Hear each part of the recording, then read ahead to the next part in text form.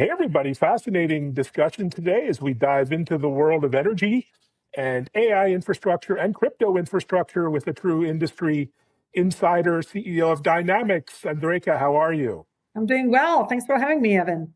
Well, thanks for being here. Really intrigued by your work and mission. Maybe introduce yourself, your background, and what's the big idea behind Dynamix these days? So Andrejka Bernatova, I'm the CEO and chairman of Dynamix Corporation. About 20 years under my belt across energy and infrastructure and power, and now recently the crypto space or digital asset space as well. Was a banker initially at firms like Credit Suisse and Morgan Stanley in New York and Houston, investor at Blackstone in New York, and then at a sovereign wealth fund in Abu Dhabi called Mubadala. And really spent most of my life as an operator, as a CFO and CEO of a number of companies, and took companies public via IPOs and SPACs, a number of strategic exits. And so, really a fun ride. And over the past about almost 5 years now, I've been running Dynamix platform. We have two pieces of the platform. One is a public piece, which is our SPACs. And then the other is our private piece, where we focus on a lot of energy and power-related investments. Wow, what a fantastic journey. And energy is top of mind to everyone in AI and infrastructure, data centers, crypto. How do you see the convergence of energy transition happening? Is it happening fast enough? What are the challenges and opportunities ahead, not just for operators, but for investors? Yeah, I think you said it, Evan. I'm glad you used the word operator because, what we are seeing as enormous opportunities from investor perspective is helping portfolio companies grow with sort of a heavy touch of operatorship. The space is obviously changing incredibly fast. Look, it's we've been here before, right? In terms of the energy needs and whether it's population growth or whether it's cloud, or now it's obviously AI. Whether it's the shale revolution, which completely changed the composition of the sort of the energy, global energy status. People don't realize that, but by the way, the U.S. went from net importer to being the 25% of oil and gas production in the world today. Wow. Biggest producer of the world of both of those commodities. So, we are excited about the next growth, which is, driven by AI and new industrials and, some of the onshoring opportunities that we are seeing now as a consequence of the, tariff talks or changes. Green never comes fast enough. Our view ultimately is a little bit more evolutionary than revolutionary. We play on both sides, which we ultimately believe is one side. There's no renewable and fossil fuels. There's one energy. And if we want to continue essentially our AI addiction, which I fully confess I already am addicted, then we are going to need a lot of different sources of energy as fast as possible. But we view sort of the fossil fuels essentially pricing itself out, right? So you're going to have sort of the next 10 years or whatever time frame is, mid to longer time frame, having situations where we're drilling for more expensive oil and gas because inventory is getting more expensive, both in the US as well as internationally. And, renewable pricing is going to come down and scale is going to be higher and higher. And so essentially, I'm going to reach a point where, it's not like renewables are going to take over. It's really oil and gas is actually going to price itself out.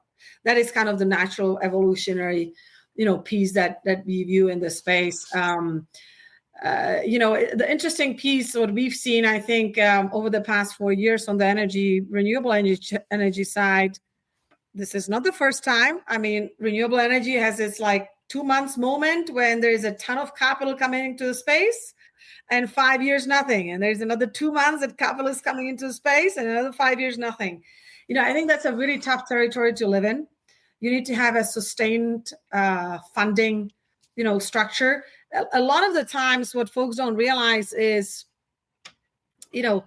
energy is not created from nothing, right? You need, no matter what source of energy you are using, you need incredible amounts of capital, and you ultimately will need the mature private equity and infrastructure funds to come to play and fund these companies. And so what we saw in the last wave, again, this is not the first time, of renewable funding is valuations, company valued at $1 billion where it should be really valued at $50 million. And, if you sort of go into that pricing mode and valuation mode that's based on large market potential versus actually fundamentals, bottoms up valuation, you're going to price yourself out of the market and kill yourself as a company, because nobody's going to fund you at those, no sort of later stage investors, large scale investor is going to fund you at those levels. So I know we unpacked a lot in this, but, we are believers in one energy. We are believers in ultimately oil and gas will price itself out. And we are believers in, renewable space needs to sort of have a realistic grounding in order to continue to fund itself and not be succumbed sort of to, the 2 months of excitement when capital is available every 5 years or so. Oh, great insights. A lot to unpack there, including your Ether machine deal. Many of us know what Ethereum is as crypto investors or enthusiasts, but what is the Ether machine all about, and what was the big idea behind it? Yeah, so we announced our Ether machine merger in mid-July, end of July. We've raised $2.2 billion of capital into that transaction. That's a combination, both the founder, Andrew Keys, contributing 150,000 of Ether, one additional investor, Jeff Burns, funding another, contributing 150,000, and we actually did another PIPE and private private placement raise on top of that. So, really happy with the outcome, and the company is slotted to close over the next few months. It is really a pure play Ethereum play with a team that has been doing this and managing and staking ETH over the past decade, with a team that's fully dedicated to the company in a structure that's very clean. So, Evan, there are multiple ways that you can go public, IPO, reverse mergers, or SPAC, and we partner with the Ether machine in a format where we can deliver a pure company that's not sort of doesn't have burden from the past, and it's fully focused on accumulating Ether, but staking, restaking, play a central role in DeFi, and really being a pure play for investors to express their view on Ether. Fantastic. And, the critics would argue that, crypto in general is inherently unstable due to its energy use. But you're trying to redefine or reshape that narrative. Maybe talk about, the balance between energy consumption with the need for greener, more sustainable grids. Yes, I think, I always tell this story, where we live in, in a neighborhood in Houston. It's a nice neighborhood. Every time I go for a run, I look up and I see a ton of wires. And, it reminds me of my time in Kathmandu. Every time I remember this is just like when I was, walking around Kathmandu 20 years ago. The grid will need a lot of investment. One, in terms of demand, from a demand perspective. So what we are looking at right now, Evan, is demand is coming from us, retail customers. Number one, we will probably continue to, consume the same or more amount of energy. Number two is obviously AI and data centers.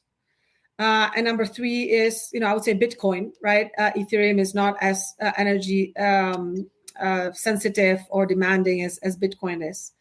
And, the last industry is, onshoring, right? So having manufacturing facilities, et cetera, coming back on the shore in the US. So you have basically four forces, and really three of them did not traditionally exist, right? And then you have traditional industries that have been around, right? So you had originally retail investors and traditional industries, and now you have three other demand centers, essentially, from new customer base. So demand growing dramatically. And if you think about the size, right now, data centers are consuming about 4% of US power, and it's going to be probably about 12% over the next few years, which is significant growth. So that's number one. Number two is resiliency component. If you live in California or you live in some parts of Texas or other parts of the country, you start realizing that your generator is as necessary as your AC or your heating, depending where you are. So I think resiliency is an enormous component. Obviously, as we add green energy, no matter which way you look at it, green energy is generally not as resilient as your, traditional fossil fuel sources of power. So we are, Texas has been fighting with that, right? Texas is the biggest wind grid essentially, and that provides a lot of instability in the electricity and the power market. So as we add more, and then you'll have obviously nuclear at some point layering into it. So as you add more and the sources are more versatile, we'll have to make sure that one, we have enough machines in the ground, if you will, infrastructure that provides that resiliency, but also software to manage, utilities, to manage microgrids, and to manage the demands between the different demand centers, just like we just talked about. Yeah, that's fascinating. All of these energy assets are being re-evaluated, reviewed. You've got fusion opportunities coming on stream, grid storage, new battery tech.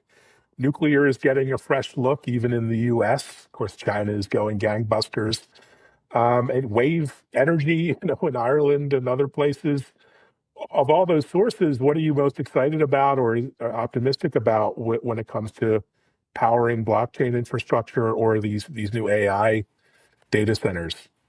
Yeah, it's a good question. So, I have my mom hat on. I have 3 kids, and of course, I want them to live in a clean environment. I think any of us want that.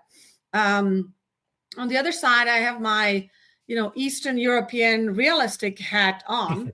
And so what I'm most excited about is, near future, it's gas, right? So if you want to actually decarbonize in the fastest way, the best way to do it is to actually switch to gas, whether it's from diesel or coal. So, I always think about it. It's great to have these wonderful visions for what happens in 10 years. I'm really concerned about decarbonizing over the next 10 years. Again, gas is the best way to decarbonize over the next 10 years. I do think, again, solar, wind, batteries, nuclear, all those are going to be really important. I mean, one of the investments we made was in the largest residential solar business in Florida in 2024. And, that market will likely exist. It makes a lot of sense, but it just doesn't exist on its own. And so I think there needs to be a very serious push, which we are seeing now in the renewable space in terms of bringing costs down. But what I'm frankly most excited about is layering gas into wherever, it's possible over the next 5 to 10 years. Great point. I think the word of the year is resilience, and certainly gas is the resilient technology when it comes to availability and all of these networks. I think whether it's telecom or energy grids or crypto networks have resiliency challenges, it seems, with cyber attacks, climate disruptions, geopolitical challenges in Europe right now. How, as the CEO, do you think about risk mitigation across all these areas, as well as resilience for your investors? Well, I would say one interesting piece that we think about as investors is, pricing for the end customer, right? Whether it's retail or commercial customer, and how sort of risk influences that. And I think, the way we think about the next 5 years of, growth, and I know there are a lot of concerns about obviously power prices increasing, which I think is obviously a very real risk. On the other side, I compare it to fueling again our AI addiction. And you and I are one generation, Evan, and our kids is another generation. So if we are addicted, they're hyper addicted to stuff that's even much more energy inefficient than ChatGPT, right? And so I would say the important piece that we kind of play around is how much do we think that the end consumer will be willing to take from a price increase perspective, versus kind of the source of power. So, I'm not worried about it because I do think, that the usage of AI is going to be real across, from industries to, retail customers. But we have to be conscious about the fact that we will be subsidizing it. Prices are likely going to increase because our own usage of a technology component. So that's one thing that we do think about long and hard. Efficiency is always important. We are looking at some investments on the efficiency side. I remember when I lived in Abu Dhabi. This is now 15 years ago. Abu Dhabi continues to have very large scale efforts investing in renewable energy. And I remember walking one of the biggest conferences in Abu Dhabi, in the world actually, on renewables. And the biggest theme was energy efficiency, right? So we really like those phenomenons. You obviously see it already in Europe, right? Like, for example, you look at cars in Europe, you see hybrids. So you can go all the way to EV, or you can actually do hybrid. That's probably a little bit more, solvable, right? From an infrastructure perspective and just, time perspective, et cetera. So, houses, you look at the insulation in Europe, it's like a bunker, like the air doesn't move in and out. You go to any building in New York City and it's like a hurricane inside, on 300 days of the year, probably. It's just no insulation in buildings. So, those are some interesting opportunities as well. So I think between, our consumption of AI, but also, maybe becoming a little bit more efficient, learning some of those lessons from Europe and other places, and decarbonizing, via maybe some of the more realistic sources like gas and others. We feel that there's some exciting themes over the next few years. But obviously there is geopolitical risk. I'm from Czech Republic, so we are close to the Russia-Ukraine conflict there a little bit. And honestly, I haven't seen Europeans worried ever in my lifetime as much as they have been. And so I think that sort of energy sovereignty, not only on the country level, but also individual level, has been very real in Europe. You see a lot more solar panels and a lot more batteries, a lot more heat pumps after the conflict started. And we may see that, also transmitting into the other countries and the US specifically. Wow, amazing insights. I appreciate you coming here on the road and joining from a hotel room. What are you excited about over the next weeks and months? What's on your radar, your agenda at Dynamix? We are excited about, the continued need for energy and power. It's, we always say, Evan, that the two sort of pillars of driving AI is one is energy and the other is blockchain. And we happen to play in both of these territories. So a lot of exciting things. I would say we have to be very careful so we don't, swing too much in a overfunding direction. You want to make sure you are as balanced as you can and make sure you partner with the right companies, the right management teams, and have very real business plans, not sort of grounded on some futuristic things that may never happen, but actually grounded in reality.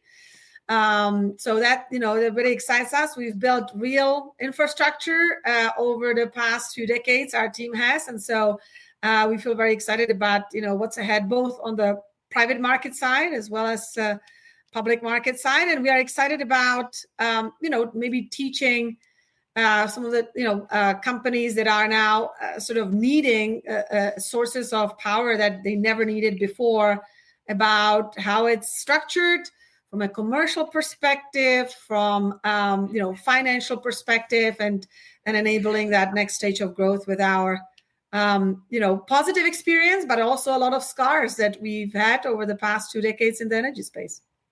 Well, it's been a really informational discussion. Appreciate your insights, and congratulations on all the success. Onwards and upwards. Thank you, Evan. Thanks for having me.